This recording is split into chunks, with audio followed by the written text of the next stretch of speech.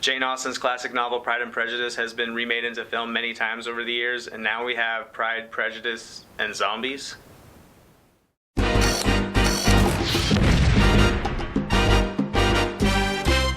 Pride, Prejudice, and Zombies is directed by Burr. It stars Lily James, Sam Riley, a bunch of other people. Doesn't really make much of a difference. In this one, basically, you have a group of 5 sisters. They're all living in the 19th century. They're all looking for love and marriage, something that's only impounded on them a little bit more by their overbearing mother.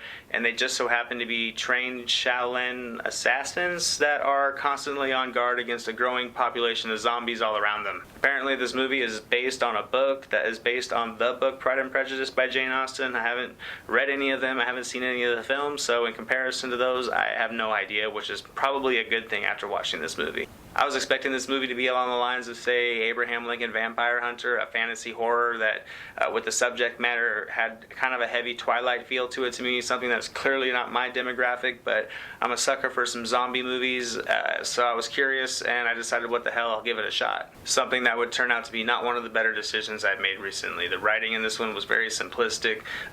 The attempted comedic delivery between some of the characters, some of the banter they tried to go for, just didn't come off for me. It was overly set up to where you could kind of see it coming much in advance.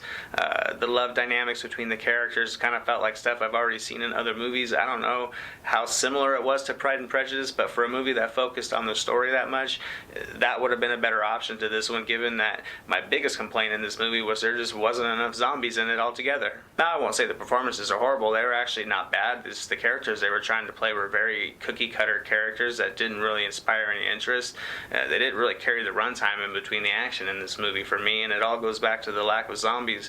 When you have a movie called Pride, Prejudice, and Zombies, you would hope to see more of those zombies in this one, and I just kept waiting for them. And the way they were implemented into this movie, I don't think was done very well at all. They basically walked normal, they talked normal, some of them almost looked normal at times, some of them didn't, so it didn't really explain any of that. It just all kind of, they seemed thrown in there. They seemed so out of place, and the CGI effects on some of these were just not very well done. Anytime a zombie would get shot in the head, the thing would blow clean off their shoulders into a cloud of CGI blood.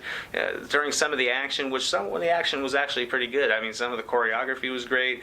The camera work was good at times. It was very well choreographed, and it was very intriguing at times to see some of the fight sequences going on, but then they would overdo it and try to throw some CGI blood onto the screen. It just felt forced. It felt out of place, trying to make something seem more violent than it was, and it just wasn't very interesting to me at all. On the good side, there was some nice locations, some nice set pieces, backdrops, wardrobes. Everything came across really well. It really looked like the 19th century. It did a good enough job to pull me into the setting. It just, the story itself didn't compel my interest, and in the end, I'm going to have to give Pride and Prejudice and Zombies a D.